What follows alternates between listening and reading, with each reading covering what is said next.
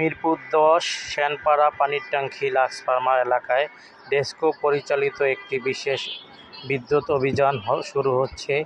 এই অভিযানে মূলত এলাকা বিদ্যুৎ সরকারের নিরাপদ ও নির্যোগ্য করার জন্য নেটওয়ার্ক হচ্ছে। ডেসকোর কর্মী বাড়ি বাড়ি এবং ব্যবসায়িক স্থান পরিদর্শন করছে, মিটার পরীক্ষা করছে। ডেসকো জানিয়েছে, এ ধরনের অভিযান জনগণের কল্যাণে নেওয়া হয়, যাতে সবার জন্য নিরবিচ্ছিন্ন ও সুরক্ষিত বিদ্যুৎ নিশ্চিত করা যায়।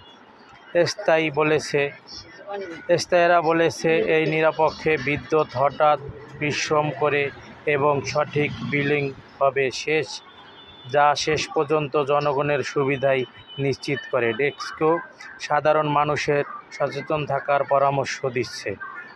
আপনারা সবাই আমার ভিডিওটির পাশে থাকবেন, লাইক কমেন্ট শেয়ার করবেন, আমার ভিডিওর পাশে থাকবেন। আমি জানি আরও ভালো ভালো ভিডিও দিতে পারি। আমার সাথেই থাকবেন, আমাকে ফলো করবেন। সবাইকে ধন্যবাদ। আসসালামু আলাইকুম ওয়া রাহমাতুল্লাহি ওয়া বারাকাতুহু। আমার জন্য সবাই দোয়া করবেন। আল্লাহ হাফেজ।